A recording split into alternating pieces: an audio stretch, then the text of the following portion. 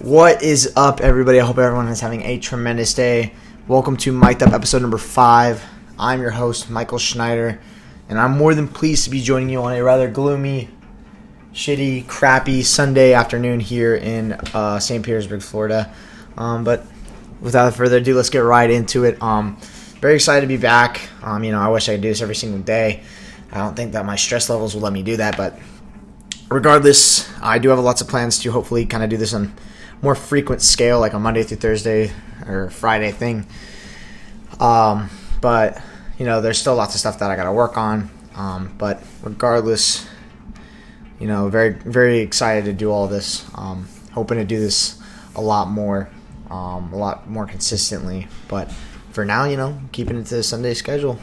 I think as the season's going to go on, we get more of those, Monday night, Thursday night, a lot more games, a lot more football games and whatnot throughout the week.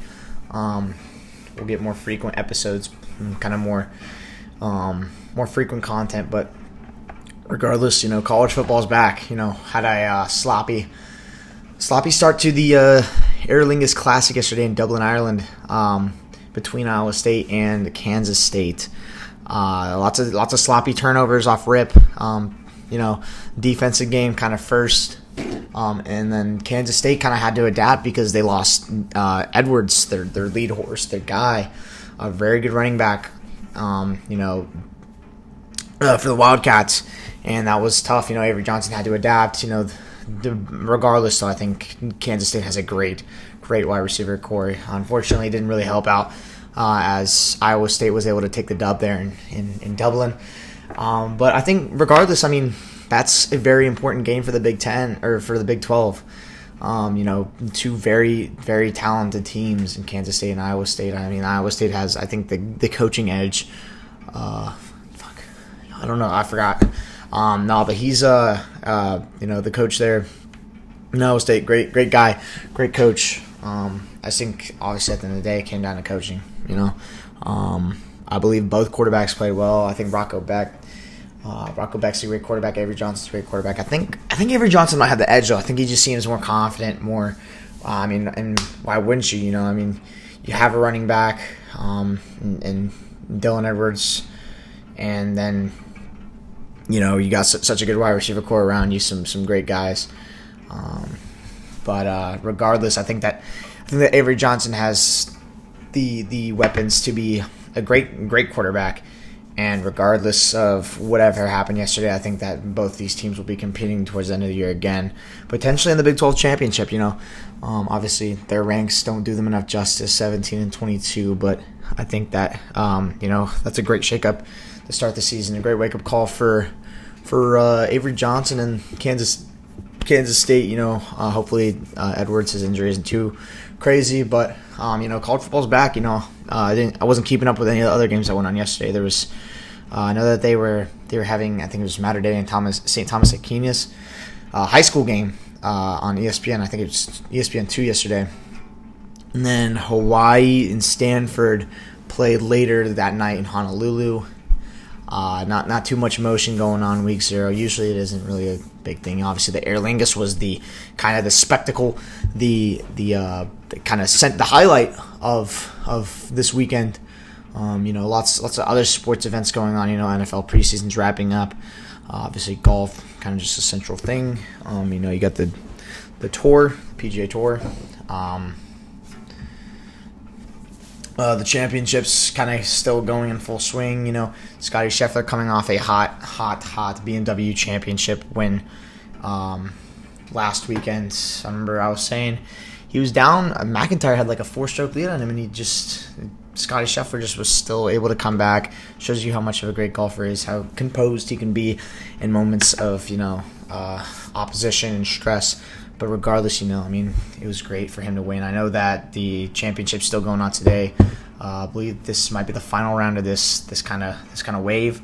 I know Scotty Scheffler was 9th ranked yesterday. He jumped up to 5 earlier when I checked the rankings. Lots of U.S. guys, lots of American guys in the top 5. I believe there's a guy from England that was second. That was really it. But I'm pretty sure 7 out of the top 10 golfers out there playing today were Americans. Great win for the USA. USA. But we're USA's taking lots of sports dubs as of now. College football, the spectacle of this great nation, is coming back with NFL and with the NCAA next weekend. Obviously week 1. I've discussed it multiple times before. It's very exciting news. Lots of great headlines going on. I mean, it's going to be interesting. Covering week 1 of college football is going to be very interesting. For the show as a whole and me in general, just because there's so many headlines that need to be addressed. Lots of new things that can rise up. We still haven't. I mean, there's still some players that we still haven't seen a lot from. Lots of freshmen that are coming in, some rising freshmen, sophomores coming in their second years. You can really make a headline out of anything, and college football has nothing short of an abundance of headlines. Lots of great stuff. I'll go over that. Soon, but obviously, great stuff coming out of college football. Week 1 already. I already know it, and hoping to get some upsets, maybe get some FSU, Alabama upset action. I don't know. Jam Miller's not going to be playing that game, so that's going to be interesting, see how Alabama is going to be utilizing a weakened run game it's Alabama. They have depth for days. Depth for days. Wow, that is a tongue twister. But, Jam Miller, obviously a huge piece. I did see a headline that he will be back regardless against Georgia, which is going to be unfortunate. Obviously that's in Athens. Dogs will take the dub in that game. Regardless, Alabama, they're a great team. Kalen DeBoer, coming off a very promising first year, a hot first year for the Tide. But you can only beat. You're no Saban. I think the Dogs take a huge leap this year. Kind of riding fully behind Gunnar Stockton. Still some questions that Ryan Puglisi. I'm just gonna call him Ryan. That Ryan will kind of sleep up from the shadows, but I don't know. Gunnar Stockton, he looked calm and composed against Notre Dame. It just really came down to, can we keep the ball in the receiver's hands? Can Mike Bobo make the right play calls that we need to make to have an explosive, not only pass offense, but a run offense, which is what we used to have times ago with Tom Munkin, with all the great NFL guys that we now, the great NFL coaches now. Will Muschamp, among those names. But regardless, I think it'll be interesting to see how time tells for the Georgia Bulldogs between the hedges and Athens. College Game Day is going. That's our first headline. College Game Day is going to be in Columbus, Ohio next week for the Ohio State Buckeyes and the Texas Longhorns of Austin. And it's Lee Corso's last college Game Day show. As a lot of people may know, there's been a lot of montages going on over the past couple of days. Lots of emotions, and rightfully so. Lee Corso is one of the best to do it. Bringing the rich tradition of the headgear picks to College Game Day, and it's super exciting. I wouldn't say exciting, but it's just the emotion, the energy is going to be there next Saturday in Columbus. Unfortunate that I'll be missing that, but I think regardless, it'll be felt no matter where you're watching it from. Whether you're watching it in person, whether you're watching it on TV, whether you're watching it after the fact, not live. But, it's going to be a great thing. It's going to be exciting to see Pat McAfee, pair up with that squad again. Herb Street, Corso, all the other guys out there. It's going to be very exciting to watch that College Game Day. I was really hoping they'd bring it back yesterday, but, it's unfortunate, College Game Day is a very special thing to watch. I like watching it for Pat McAfee because it's just he's so unexpected. You don't know what he's gonna bring. But regardless, I think obviously a lot of more. There's a more abundance of kind of just headlines with that game more than just Lee Corso. College Game Day final. It's just. You got Arch Manning coming into a year where there's no more Quinn Ewers. Quinn Ewers is gone. So it's your team. It's your team to take control of. A lot of new young guys coming in. top recruiting class led by Sark over there in Austin. So it'll be exciting to see how Arch Manning kind of takes the helm this year. He's obviously being called on for the potential conversation in January, February for the Heisman Trophy with people like Kay Klubnik, maybe Nussmeier, some other guys, Jeremiah Love. It's very, very, very interesting, very exciting. We're going to see how he proves to be a true Manning heir to the throne of the quarterback position. With great guys like in the family, such as Eli and Peyton. But regardless, and then obviously on the other side of the field, you got Julian Sayin coming into his freshman year, playing with from what I've seen in practice, some confidence. He's been laying balls out, and I think that him and Jeremiah Smith are going to be a very special duo, potentially even better than last year's guys, Jeremiah Smith and Will Howard over there in Columbus. So that'll be exciting. It'll be exciting to see how Oregon responds this year, how they're going to kind of retain a lot of these guys. I know Dan Lanning's been doing a very special job, a very great job. Dan Lanning, he's been doing a tremendous job over there in Eugene. It's going to be exciting to see how they kind of bounce back this year. Obviously the disappointing Rose Bowl loss last year to Jeremiah Smith and Will Howard and company. But, I think regardless, it's very exciting college football season. Lots of stuff that you're going to figure out week one that, is going to have to, that might help determine the layout of the rest of the season. How will Georgia respond? How will Georgia play against Marshall? Not saying that Marshall's anywhere near a threat to the Dogs, but it's going to be interesting to see how this new team plays out, and see how these new receivers, some great guys, kind of guys that we're bringing in from the transfer portal, kind of guys that left, Carson Beck leaving. It's bringing in the Branch brothers from USC down there in SoCal. It'll be exciting to see that. But other than that, there's a lot of other great games. Bill Belichick for the Tar Heels plays TCU Monday in week one, and it's going to be exciting to see how he kind of builds his team. A lot of people are saying he's going to be an 8-win team with the Tar Heels, and honestly, it's not too far off. Coming from the NFL, it's really like a different level change. So it'll be interesting to see how he adjusts. How he coaches these guys. I believe that coaching at the next level, it'll be great translating down to college football, something like that. Especially in the ACC, it's not like he's going into a conference like the SEC or the Big Ten where, you have a lot of these threatening forces, such as Georgia or the Tide or Texas, or some of these other teams like Tennessee. It's going to be interesting to see how he plays out there in the ACC. As of right now, I think the only real threats are kind of Clemson. I think that's pretty much really it. Clemson, SMU.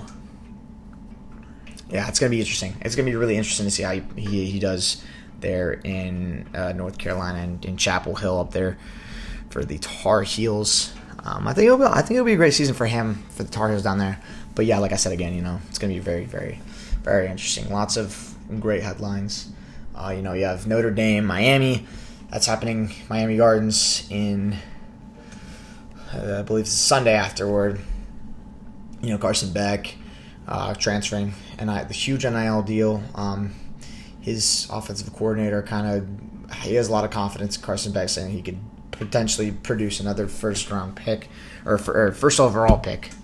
But with Carson Beck, I don't think I don't know. It'll be interesting to see.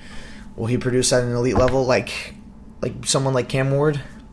Probably not. At the end of the day, I could just be hating. I could just be a doubter. Obviously, what he did for Georgia was, there was some bright spots and there was a lot of dark spots. Obviously, it's not all on him.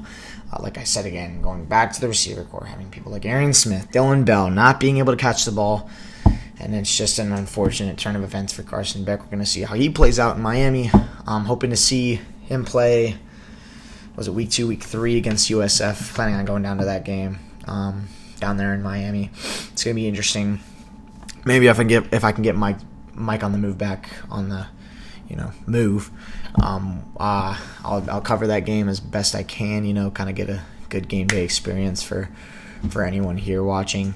But same thing for Florida. Go out there, possibly even wear a Georgia jersey out there. Piss a lot of Gators fans off because at the end of the day, obviously we know Georgia doesn't like Florida. Florida doesn't like Georgia. But regardless, it's gonna be an interesting matchup there. Notre Dame, coming off a gut-wrenching loss to Ohio State in the national championship, being, I wouldn't say super close, but getting up there with such a strong team in Ohio State, such as having Will Howard, Jeremiah Smith. It's just it's good that, or it shows a little bit of bright spots for the Marcus Freeman and the Irish up there in South Bend.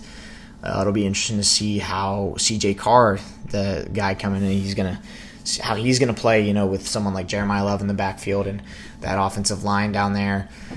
And Marcus Freeman, a great coach. Definitely a lot better than Brian Kelly, that's for sure. Definitely already shown a lot of promise. Brian Kelly, don't get me wrong, has produced a lot of NFL talent, such as Jaden Daniels. But it'll be interesting to see how, again, C.J. Carr is going to perform under that team and how those teams are going to kind of clash. Lots of great storylines, And then going over to Brian Kelly and the Tigers in Death Valley. They won't be in Death Valley this weekend. Or next weekend. They will be in Dokes Memorial Stadium over in Clemson against the Tigers and Cade Klubnik, Dabo Swinney and company down there. And a lot of people are saying Cade Klubnik's going to be up in that conversation with Arch Manning and people like Jeremiah Love in the Heisman conversation January, February in New York. And it'll be interesting to see how Cade Klubnik kind of adapts and changes. He had some promises last year. A lot of people, I didn't really see any elite breakout level talent, but regardless, he can prove me wrong. A lot of people can prove me wrong this next upcoming weekend, this season. It's going to be interesting to see, the abundance of players, new and old, how they're going to kind of play. Because at this time and this day and time, I don't really understand. I don't really think there's a team that kind of sticks out to me as, oh wow, this is no doubtably the greatest team in college football right now that can really just set themselves away from anyone else. Maybe you can say Texas, Arch Manning bringing in a lot of great guys, having a top recruiting class, having a great coach in Sark. But also you got teams like Georgia, they got a lot of questions out there in Athens, quarterback questions. They have receiving questions, offensive questions, defense, not a question at all. Defense has always been elite. Will continue to be elite, a lot of returning guys, C.J. Allen, Dalen Everett. But it'll be interesting to see how this season plays out. But you could even say, you could really make a case for a lot of the top teams that are kind of returning a lot of their good talent from last year. When you look at Ohio State, Julian Sand, quarterback question down there. Will Julian Sand be able to produce down there or up in Columbus with Jeremiah Smith, at the same stature as Will Howard did? I know everybody knows that Jeremiah Smith's an elite receiver. Will the hype get to him? Will whatnot? And then obviously Ty Simpson in Tuscaloosa with Kalen DeBoer and company. Jam Miller being out. Who's going to step up, and how are they going to step up? Will they step up? Will they be as good as Jam Miller? While he's out for the foreseeable future, back before Georgia playing that game. Even then, Georgia. It's just really a lot of SEC questions, I think, for the most part. I think this is the SEC's year, honestly. It doesn't have to be the Dogs. It could be the Tide. It could be Texas. But really, it just comes down to just kind of who can adapt and how strong is your recruiting class. Because a lot of the returning guys, you can even say, a lot of people are saying Penn State too. I completely blew over them. There's people saying that Drew Aller can be also a Heisman Heisman candidate up there in New York. I mean, it really comes down to James Franklin. Can James Franklin kind of take the next step? Because I feel like he's getting up there, but he's just cutting it short every single time. It's just, I think really coaching was the problem there in the Orange Bowl last year for the Nittany Lions against Notre Dame. Could have gone to the national championship, but regardless, I think it's going to be an interesting season. And I've said it 4,000 times: interesting season. But really, I mean, it's just such an intriguing next few. It's going to be an intriguing next few months for the sport of football. I mean, not even college football, even the NFL. You have lots of, you got the rookie class. Like, I think one of the most interesting rookie classes you could possibly have. I mean, you have people like Cam Ward, and you have a two-way player in Travis Hunter. How is he going to perform? How is Cam Ward? I mean, it's all just a mumbo-jumbo of stuff. It's going to be a lot. It's a lot of foggy stuff right now, but, we've seen in games, we've seen in preseason games, we've seen in practices, we've seen in training camps how these players can perform against some of, their own, kind of their own guys. But now we're kind of getting into the fact that, it's now the actual season. You're playing against a lot of these guys, a lot of these different looks that you're not familiar with.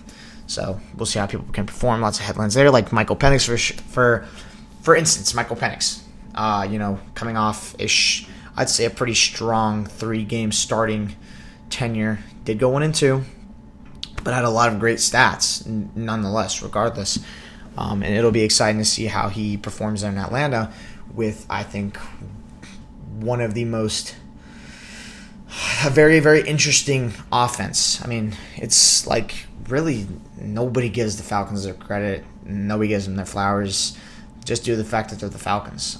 They've been generationally mediocre, I'd say, over the past however many years, since 2017, since 2018.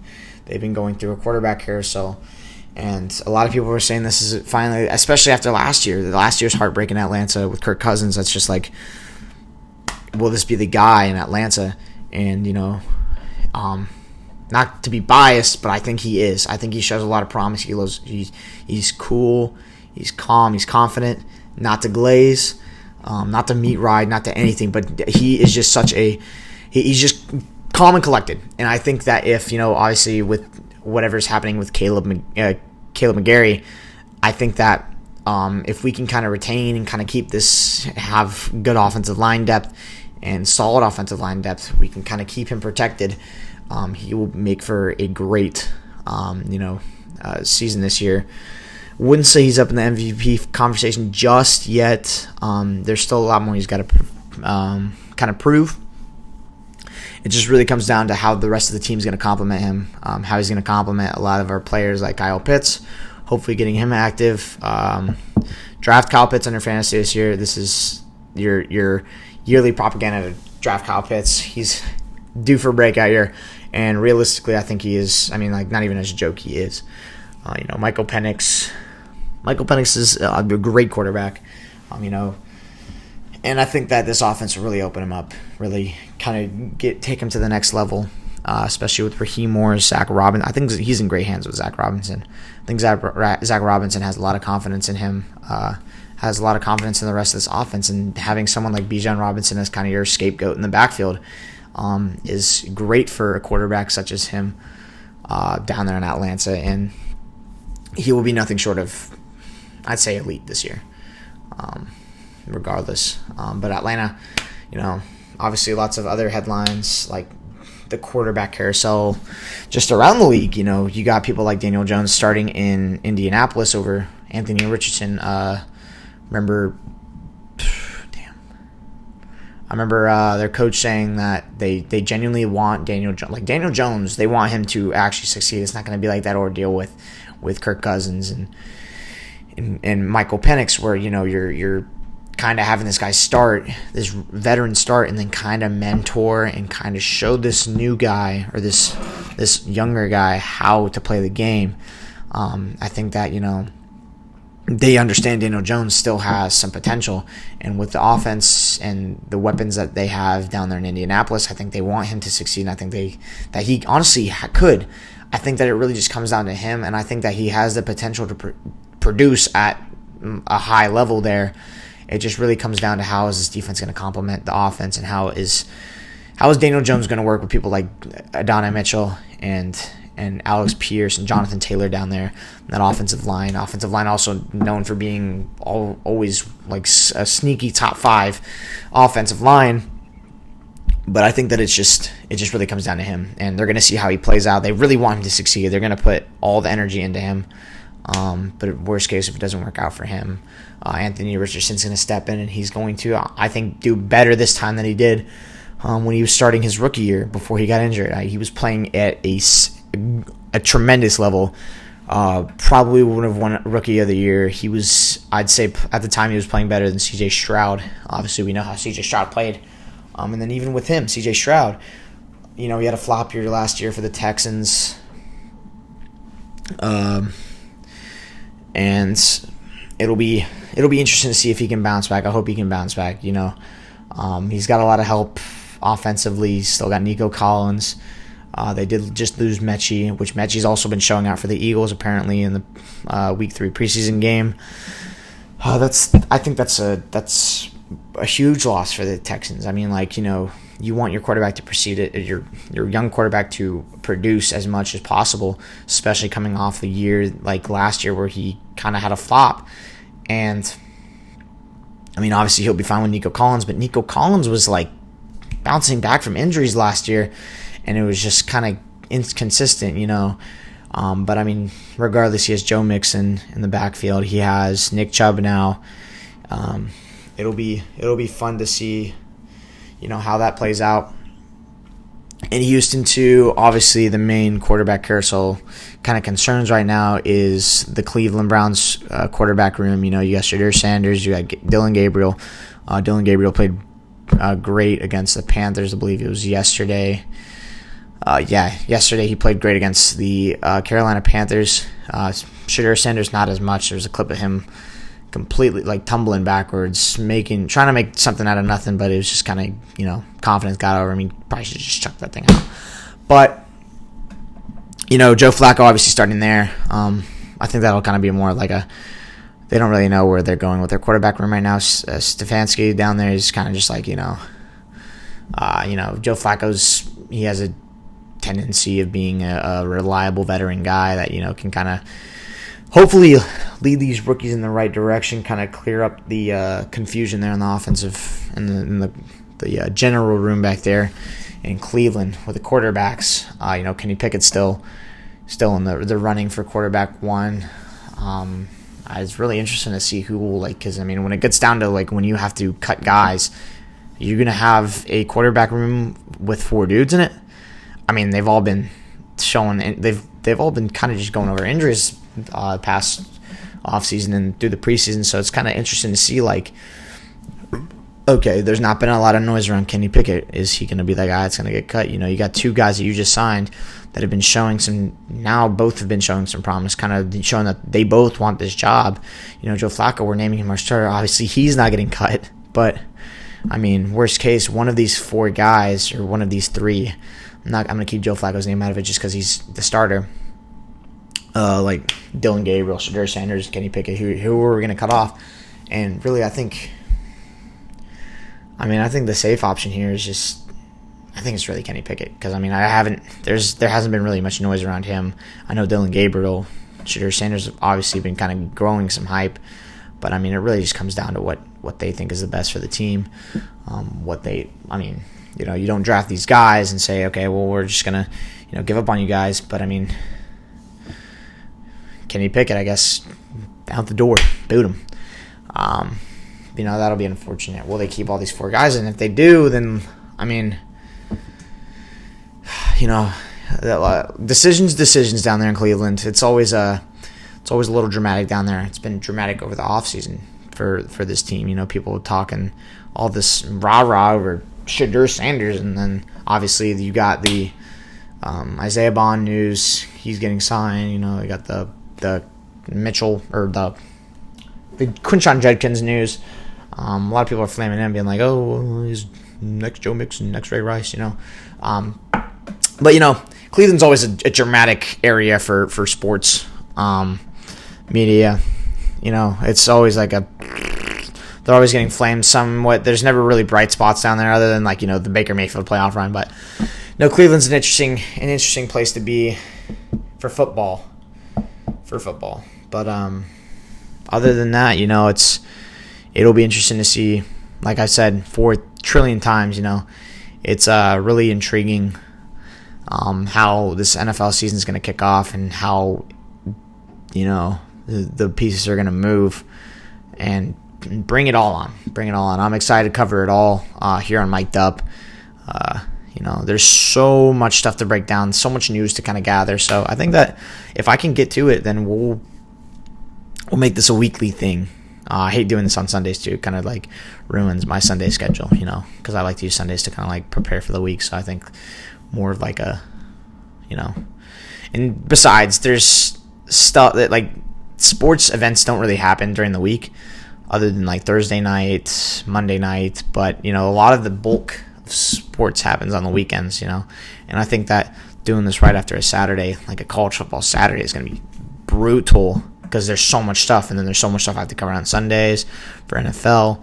And I think that during the week, it's kind of a good way to reflect on how the week's gone. I'm getting really close to the microphone. I'm so sorry. But it's gonna be very intriguing, very, very intriguing. Gonna have to use a different word from interesting. But regardless, it has been a pleasure joining you here from now. Now it's beautiful St. Petersburg, Florida. Hot and humid day out here. The rain, I'm pretty sure it was literally raining halfway through this episode. Now it's sunny and bright and whatnot. But regardless, like I said again, I got to keep this outro kind of short. Regardless, it has been more than a pleasure to join you all here from St. Petersburg, Florida. We are back. This is going to be the setup for a while. But hope everyone has a blessed day. Do something great today. Achieve your dreams. And do not let anyone tell you what to do because they really just don't know you at all. Just keep pushing forward and just, always believe in yourself. Always bet on yourself. But God bless everyone. Have a great day. And it's been Michael Schneider, and it's been Mike'd Up.